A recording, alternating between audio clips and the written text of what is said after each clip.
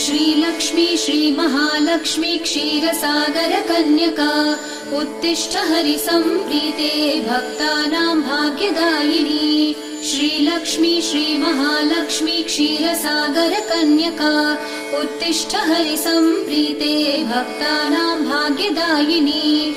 उत्तिष्ठोत्तिष्ठ श्रीलक्ष्मी विष्णुवक्षस्थलालये उत्तिष्ठ करुणापूर्णे लोकानां शुभदायिनी। उत्तिष्ठोत्तिष्ठ श्रीलक्ष्मी विष्णुवक्षस्थलालये उत्तिष्ठ करुणापूर्णे लोकानां शुभदायिनी।